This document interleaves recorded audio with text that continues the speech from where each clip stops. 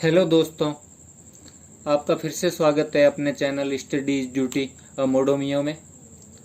हम पढ़ रहे थे राजस्थान में किसान एवं जनजातीय आंदोलन और उसके अंतर्गत देख रहे थे मेवाड़ रियासत के आंदोलन और पढ़ रहे थे बिजोलिया किसान आंदोलन। तो इसमें हम इसके 3 चरण देख चुके थे और आज हम इस वीडियो में बात करेंगे 3 चरण में से जो सेकंड चरण का वीडियो था वो काफ़ी लंबा हो गया था, लेकिन उस वीडियो का फायदा आपको मिलेगा। कोई भी क्वेश्चन आएगा तो आप वो अटेम्प्ट कर पाओगे। तो आज हम देखेंगे इस आंदोलन की मतलब इतनी पूरी तरह से ये सफल क्यों नहीं रहा। विफल तो नहीं कह सकते, लेकिन सफल क्यों नहीं रहा। इसका जो अंत था वो एक तरह से अजीब सा अंत या दुखद अंत या अप्रत्याशित अंत, जो आशा नहीं की गई थी। जो उनका अल्टीमेट गोल था, जो लक्ष्य था, मुख्य लक्ष्य या चरम लक्ष्य, वो उनको प्राप्ति क्यों नहीं हुई किसानों को। तो इसके बारे में हम बात करेंगे। तो जो प्रश्न है वो कैसे भी बन सकता है, इसके अप्रत्याशित अंत, अप्रत्याशित अंत या जो इसके चरम लक्ष्य या मुख्य लक्ष्य थे, या अजीब सा अंत, मुख्य लक्ष्य की प्राप्ति नहीं होने के कारण, प्राप्ति नहीं होने के क्या कारण थे। तो ऐसा छोटा सा प्रश्न बन सकता है। तो उसका हम क्या आंसर लिखेंगे कि पहली बात तो ये जो आंदोलन था वो बाद में भले इसके आसपास आंदोलन शुरू हुए, लेकिन यह जो बिजोलिया किसान आंदोलन था यह स्थानीय स्तर तक ही सीमित रहा। मतलब खुद को जो राष्ट्रीय स्तर के आंदोलन है उनसे एक तरह से जोड़ नहीं पाया। लेकिन फिर जब हम महत्व देखेंगे इसका, तो उसमें भी एक लाइन लिखेंगे कि राष्ट्रीय आंदोलन से इसका जुड़ाव स्थापित हो गया था। तो ये वो सिर्फ क्वेश्चन का आंसर देने के लिए हम लिखते हैं, लेकिन पूर्णतः एक बात हम लिख सकते हैं, पूर्णतः राष्ट्रीय आंदोलन से ये अपना जुड़ाव स्थापित नहीं कर पाया था। लास्ट टाइम में जमनालाल बजाज, हरिभाऊ उपाध्याय जब तीसरे चरण में उन्होंने नेतृत्व किया गांधी जी के कहने पे, तब थोड़ा सा समझ लो कि जुड़ाव स्थापित हुआ। लेकिन कांग्रेसी नेताओं के पास जब पहले पथिक जी गए थे तो उन्होंने कोई भी सहयोग नहीं दिया कि हम देशी रियासतों में कोई हस्तक्षेप नहीं करेंगे। तो पहला ये तो पक्का है कि दोनों क्वेश्चन एक साथ तो आएंगे नहीं, तो हम ये वर्ड तो लिख ही सकते हैं, पूर्णतः जुड़ाव स्थापित नहीं हुआ। तो यह आंदोलन स्थानीय स्तर तक ही सीमित रहा, स्थानीय स्तर तक सीमित रहा, स्वयं को राष्ट्रीय स्तर से जोड़ नहीं पाया, जोड़ नहीं पाया। या इसको, इसी लाइन को हम दूसरे कारण में भी एक तरह से लिख सकते हैं कि जो राष्ट्रीय धारा के साथ ये सामंजस्य बिठाने की कोशिश तो की, पथिक जी गए तो थे, 2-3 अधिवेशन में गए, कम से कम किसानों को राष्ट्रीय नेताओं से मुलाकात से उनसे जान पहचान जरूर हो गई थी। इसीलिए बाद में गांधी जी को ये नाम जरूर याद हो गया था कि बिजोलिया कोई ठिकाना है राजस्थान में। तो दूसरा ये लाइन अपन इसके अंतर्गत लिख सकते हैं कि राष्ट्रीय धारा के साथ सामंजस्य नहीं बिठा पाया, नहीं बिठा पाया। और बाद में लिखना है कि लेकिन क्यों, मतलब क्यों नहीं बिठा पाया। कोशिश तो की थी, सामंजस्य बिठाने की जो कोशिश की थी, लेकिन सामंजस्य बिठा नहीं पाया, क्योंकि कांग्रेसी जो नेताओं या कांग्रेसी नेताओं या कांग्रेस का इसके प्रति जो व्यवहार था वो एक तरह से विरोधाभासी, या फिर बोल सकते हैं एक तरह से रूखा ही रहा, रूखा व्यवहार रहा। कांग्रेसी नेताओं का इसके प्रति जो व्यवहार या दृष्टिकोण कैसा रहा, रूखा। तो कांग्रेसी जो नेता थे उनका जो जवाब था वो एक तरह से संतोषपूर्ण नहीं था, उन्होंने कभी सहयोग नहीं दिया। तो पहला तो स्थानीय स्तर तक सीमित रहा, और दूसरा इसी को ही अपन, क्योंकि ज्यादा तो विफल होने के कारण है नहीं, छोटा ही क्वेश्चन बनेगा, तो राष्ट्रीय धारा के साथ ये सामंजस्य बिठाने की कोशिश की थी, लेकिन कांग्रेसी नेताओं के रूखे व्यवहार के कारण या असहयोग के कारण, ये भी लिख सकते हैं असहयोग के कारण, कांग्रेसी नेताओं के असहयोग के कारण वो नहीं हो पाया। क्या नहीं हो पाया? सामंजस्य बैठ नहीं पाया। तो दो ये हो गए। तीसरी बात अपन ये लिख सकते हैं कि जो नेतृत्व था इनका वो कभी एक नहीं रहा शुरुआत से। अब पहले जाति पंचायत ने स्टार्ट किया, तो तीसरा कि नेतृत्व में एक रूपता नहीं रही। इससे भी आंदोलन काफी प्रभावित होता है, क्योंकि अगर एक ही नेतृत्व करता लगातार रहता है तो उसे इस आंदोलन की पूरी आत्मा पता होती है कि क्या क्या हो चुका है, क्या करना बाकी है। एक रूपता कैसे नहीं रही?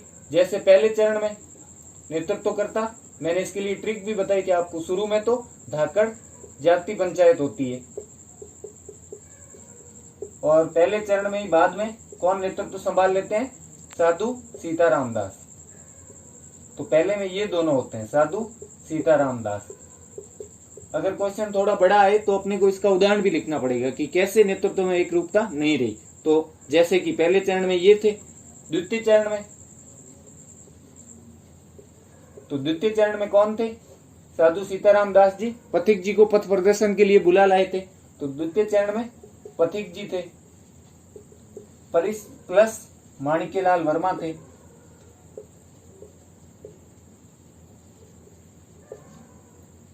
तो ये हो गए। और जो तीसरा चरण आ जाता उसमें तो पथिक जी भी हट गए थे और माणिक्यलाल वर्मा ने भी खुद को अलग कर लिया था। तो जो तृतीय चरण था, थर्ड चरण, उसमें कौन थे? जमाने के लिए कौन आए थे आंदोलन को थोड़ा सा जमाने के लिए? जमनालाल बजाज। और प्लस लास्ट में तो कि हरि ही भाऊ है हमारा। किसानों ने सोच लिया हरि मतलब भगवान ही अब हमारा भाई है, तो हरि भाऊ उपाध्याय। ये गांधी जी के कहने पे जमनालाल जी, और फिर जमनालाल जी ने एक जवान आदमी को संभला दिया, हरि भाऊ उपाध्याय। पिछले चरण के वीडियो में इनकी पिक भी लगी है, हरि भाऊ उपाध्याय और दोनों की ऊंट पे बैठे हुए हरि भाऊ उपाध्याय। तो इस तरह से एक रूपता नहीं रही आंदोलन में, जो नेतृत्व था उसमें। तो उस वजह से भी आंदोलन पूर्णतः अपने लक्ष्यों को प्राप्त नहीं कर पाया। अब चौथी बात है वो इससे संबंधित है कि ठिकाने से, जो ठिकाना और रियासत थी, उन्होंने पहले इतना इसको सीरियसली नहीं लिया, गंभीरता से नहीं लिया, लेकिन बाद में उन्होंने मतलब पूर्णतः खुले में दमन करना स्टार्ट कर दिया, खुले में उन्होंने सामना किया। तो मतलब किसान थोड़े से हताश हो गए। तो अगला कारण चौथा ये भी लिख सकते हैं कि ठिकाना पहले गंभीर नहीं था,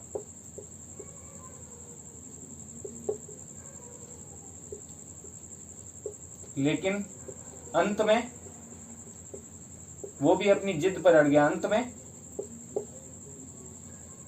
खुला क्रूरता पूर्वक दमन करने लग गया।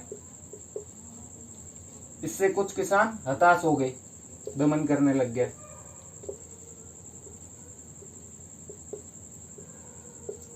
और चौथा,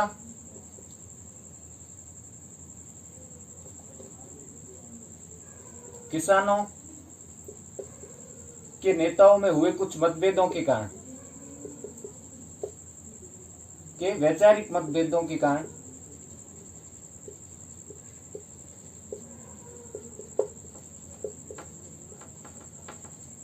भी आंदोलन अपने लक्ष्यों को प्राप्त नहीं कर पाया। कुछ वैचारिक मतभेद हो गए तो कुछ लोग उससे भी हट गए, और खास कारण तो यही था कि राष्ट्रीय स्तर से सामंजस्य नहीं बिठा पाया, जिससे थोड़ा क्या था, जो ठिकाने के अधिकारी थे वो आंदोलन को आराम से दबा सकते थे। अगर आंदोलन आसपास और सब जगह मिलके बिजोलिया को ही सपोर्ट करे, राष्ट्रीय स्तर पूरा बिजोलिया को सपोर्ट करे, तो आंदोलन अलग थलग नहीं पड़ता, वरना अलग थलग पड़ने पर अधिकारी आराम से दबा सकते हैं। तो कोई भी आंदोलन अलग थलग पड़ जाता है तो उसको अधिकारी आराम से दबा सकते थे।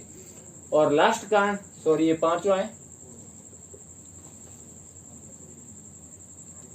तो अंतिम और जो छठा कारण है वो अपन ये लिख सकते हैं कि जो किसानों से बीच बीच में समझौते हुए थे या जो जांच आयोग बनाए गए थे, उन पे किसानों ने पूर्णतः विश्वास कर लिया था। बीच बीच में लागू होने से पहले उन्हें विश्वास नहीं करना चाहिए था, आंदोलन को धीमे नहीं पड़ने देना चाहिए था। तो छठा कारण क्या है?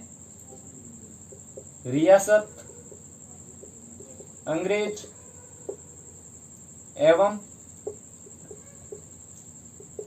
ठिकाने की ओर से बीच बीच में बनाए गए जांच आयोगों पर विश्वास करने से भी आंदोलन, इसीलिए तो 3 चरण बने। जब भी कोई समझौता होता एक बार के लिए आंदोलन थोड़ा सा रुक जाता, विश्वास करने से आंदोलन की गति धीमे हो जाती थी।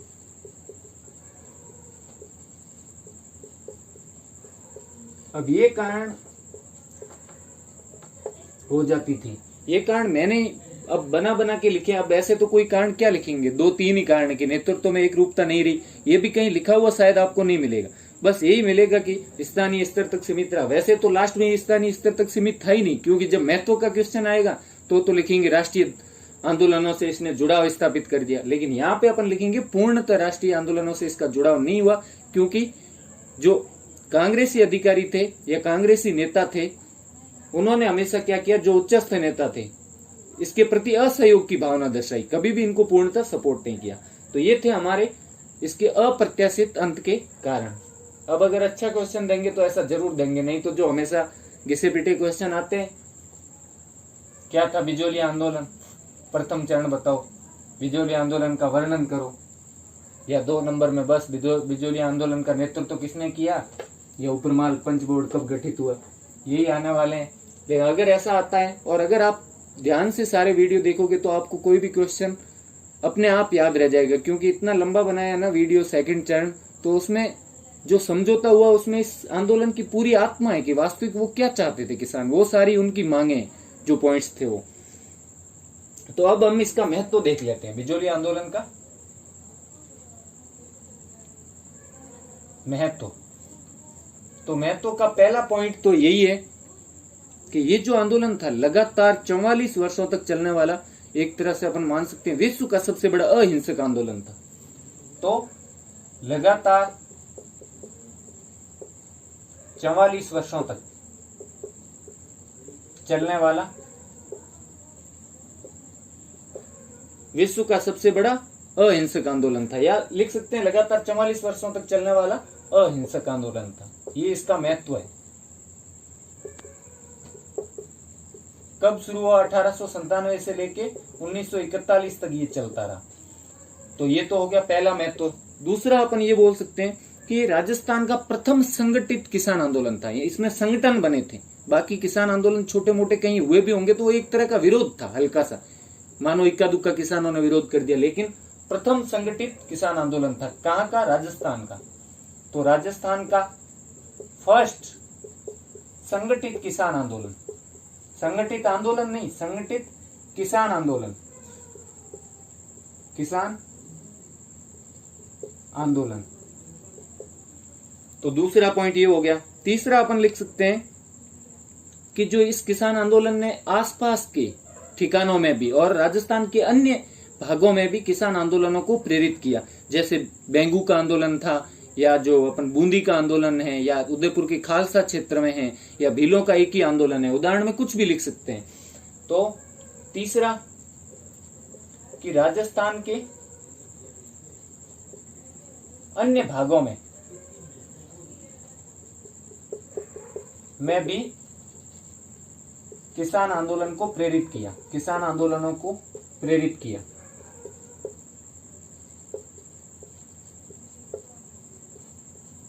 तो ये तीसरा हो गया। और उदाहरण में इसके लिखेंगे हम, जैसे कि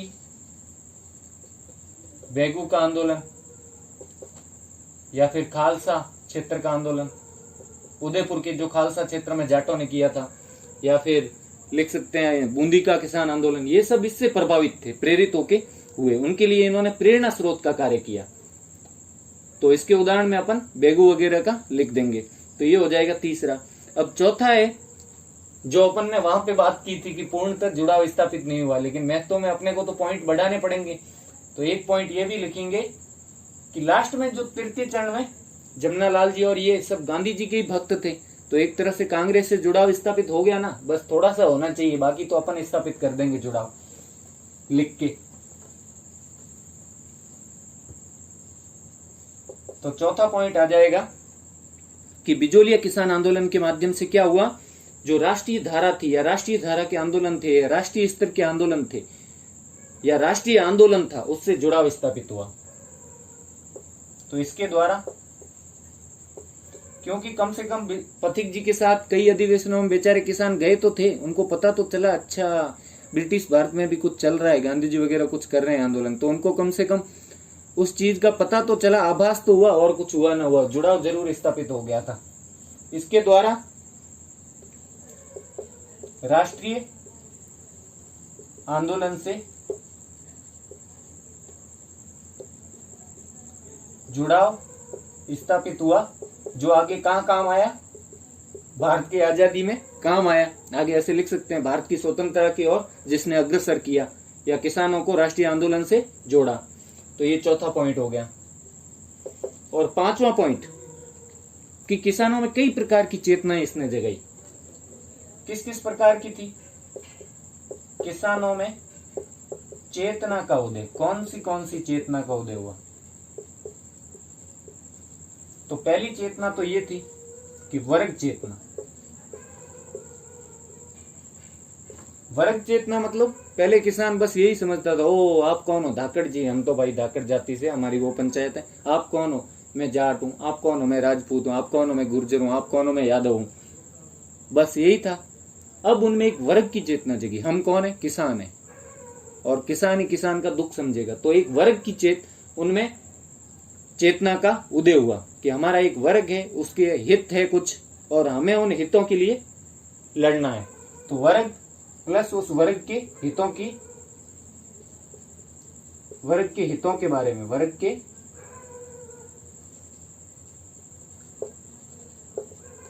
तभी तो उन्हें खुद के अधिकार पता चले, हितों के बारे में आभास हुआ, आभास की चेतना। तीसरा कि राजनीतिक चेतना का उदय हुआ कि राजनीतिक विषय क्या क्या होते हैं, राजनीति होती क्या है। तभी तो आंदोलन करने से कि हक भी मिलते हैं, ये भी उन्हें पता चला। पहले तो पता ही नहीं था कि आंदोलन ही क्या होता है। तो राजनीतिक चेतना का उदय हुआ। इसके अलावा कुछ उनमें सामाजिक सुधार भी हुए। तो छठा अपने को लिखना है कि सामाजिक सुधार भी हुए। जैसे सामाजिक सुधार क्या हुए? जैसे जब पथिक जी छूटे थे जेल से 1927 में, तो वो कहाँ मिले थे किसानों से? सिंगोली नामक गांव में, ग्वालियर में। तब उन्होंने किसानों को वो प्रतिज्ञाएं दिलवाई थी। तो अपन ये बात लिख सकते हैं, किसानों ने प्रतिज्ञाएं की या किसानों ने प्रतिज्ञा ली। किस चीज की? सत्य, अहिंसा। तो ये सामाजिक सुधार ही तो है। और नशे से दूर रहना, खादी पहनना। तो सामाजिक सुधार में और क्या है? इसकी प्रतिज्ञा ली थी, नशे से दूर रहना, खादी पहनना, आदि आदि। तो ये उनमें सामाजिक सुधार भी आए। और उसके साथ एक और लिख सकते हैं कि जो स्त्री शिक्षा थी उसको भी थोड़ा सा बल मिला, क्योंकि उसमें जब ये किसान मिले थे तो उन्होंने एक और प्रतिज्ञा की थी कि जो एक लड़की है, पढ़ी लिखी लड़की, वो अन्य 3 लड़कियों को शिक्षित करेगी। तो एक कन्या आगे कितनी कन्याओं को शिक्षित करेगी? 3। और स्कूलें भी खुली थी। तो अपन सीधा ये लिख सकते हैं कि स्त्री शिक्षा और शिक्षा दोनों में, शिक्षा और स्त्री शिक्षा, तो शिक्षा या बालिका शिक्षा और स्त्री शिक्षा दोनों को बढ़ावा मिला। शिक्षा मतलब पुरुषों वाली शिक्षा तो थी, तो शिक्षा प्लस स्त्री शिक्षा या बालिका शिक्षा लिख सकते हैं, या नारी शिक्षा, जो भी लिखो। बालिका शिक्षा दोनों को बढ़ावा मिला। दोनों को क्या मिला? बढ़ावा। कैसे? तो थोड़ा उदाहरण देना पड़ेगा, ऐसे तुक्के नहीं मारने। जांचने वाला सोचेगा बस जो मर्जी आया वो लिख दिया, ऐसे नहीं चलेगा। तो अगर बड़ा क्वेश्चन आए तो उदाहरण ज्यादा लिखने। जैसे पथिक जी जब यहाँ आए बिजोलिया में, तो यहाँ भी उन्होंने विद्या प्रचारिणी सभा की स्थापना की, और उनसे प्रेरित होकर माणिक्यलाल वर्मा ने भी क्या किया था? स्कूल खोली थी 22 साल में। और कहाँ पे? अपने उमा जी का खेड़ा में। तो पहला पॉइंट उदाहरण में, एग्जाम्पल में क्या क्या लिखेंगे? पथिक जी ने बिजोलिया में भी क्या खोला? विद्या प्रचारिणी सभा। सभा, और उसके अंडर में, उसके अंतर्गत क्या खोले? स्कूल, पुस्तकालय और अखाड़ा। सेकंड उदाहरण अपन लिख सकते हैं माणिक्यलाल वर्मा का, कि जो माणिक्यलाल वर्मा थे उन्होंने कहाँ कहाँ स्कूल खोले थे? एक तो बारीसाल में और दूसरा उमाजी का खेड़ा में, और तीसरा उदाहरण लिख सकते हैं कि किसानों द्वारा भी अपने अपने गांवों में स्कूलें खोली गई और प्रतिज्ञा ली गई लड़कियों द्वारा। क्या प्रतिज्ञा ली गई? कि एक लड़की आगे 3 लड़कियों को शिक्षित करेगी। तो एक लड़की आगे 3 लड़कियों को शिक्षित करेगी।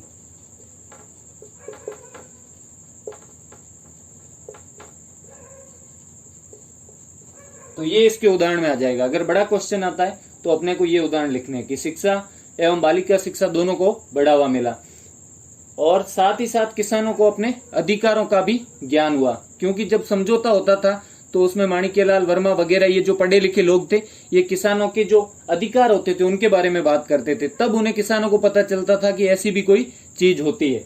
तो किसानों को अपने अधिकारों का भी ज्ञान हुआ। तो अगला लिख सकते हैं किसानों को अपने अधिकारों का ज्ञान हुआ। नहीं तो पहले तो जेल में किसी भी तरह का खाना मिलता लेते रहते, और कोई भी व्यवहार होता उनसे जेल में या कहीं और जगह तो सहन करते रहते। अधिकारों एवं स्वतंत्रता का ज्ञान हुआ, क्योंकि रूसी क्रांति की खबरें सुनाते किसानों और मजदूरों ने कि वहां क्रांति की, तो इन्हें भी थोड़ा अपने अधिकारों का भी ज्ञान होता था। और साथ ही साथ अब ज्यादा तो नहीं हुआ था इसमें, महिलाओं ने इतना ज्यादा तो भाग नहीं लिया था, लेकिन बेचारी महिलाओं को थोड़ा बहुत ज्ञान तो रहता ही था। तो 2 नाम ऐसे लिख सकते हैं, एक तो रानी भील और एक उदी माली। तो अब पहले तो ऐसे बोलते थे रानी भीलनी और उदी मालन ने भी इस आंदोलन में भाग लिया। ये भी इसका एक महत्व था कि महिला ने भी थोड़ा सा भाग लिया था, आंदोलन में भाग लिया।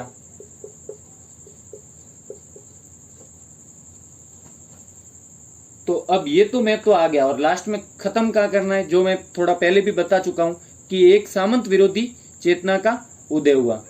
सामंत विरोधी जैसे राजनीतिक चेतना और वहां लिखी, तो इसको हम वहां भी लिख सकते हैं, लेकिन एंडिंग अच्छी करने के लिए क्वेश्चन की लास्ट में लिखेंगे कि सामंत विरोधी चेतना का उदय हुआ, जिससे सामंतवाद पर क्या हुआ? एक गंभीर आघात हुआ। बड़े बड़े ऐसे भारी भारी वर्ड लिखने हैं। और सामूहिक संघर्ष और सामाजिक विकास का आधार बनाया। सामूहिक संघर्ष या संगठित संघर्ष, सामूहिक संघर्ष या संगठित, क्योंकि संगठन बना के इसमें लड़े थे। बाद में वो उपरमाल पंच बोर्ड बना था ना, पहले उन्हें संगठन का मालूम ही नहीं था। तो अब संगठन बनाने की शक्ति का ज्ञान हुआ उन्हें कि संगठन से क्या क्या हो सकता है और किस तरह हमें अपने अधिकारों के लिए लड़ना होगा। तो सामूहिक संघर्ष या संगठित संघर्ष प्लस सामाजिक विकास प्लस क्या था? सामाजिक विकास का आधार तैयार हुआ। सामाजिक विकास का, अब इसको संगठित संगठन वाले को अगर आप अलग से लिखते तो भी लिख सकते थे कि भाई संगठन बनाने की प्रेरणा इसी आंदोलन से प्रारंभ हुई किसानों में, या सामाजिक विकास और सामूहिक संघर्ष का आधार तैयार हुआ। और लास्ट वो लिख दो, सामंत विरोधी चेतना का राजस्थान में उदय हुआ। सामंत विरोधी चेतना का उदय हुआ राजस्थान में। सामंत विरोधी चेतना का उदय हुआ, और जिससे कि राजस्थान के अन्य भागों में भी किसान अपने अधिकारों के लिए लड़ने लगे। तो ये यहाँ पे अपना इस आंदोलन का महत्व समाप्त होता है। तो अगर आपको मेरा पढ़ाना और ये वीडियो अच्छा लगा हो तो अपने इस चैनल स्टडीज ड्यूटी अ मोडो मियो को जरूर सब्सक्राइब करें, और इस वीडियो को ज़्यादा से ज़्यादा शेयर करें और लाइक करें। थैंक्स। पढ़ते रहें स्टडीज ड्यूटी।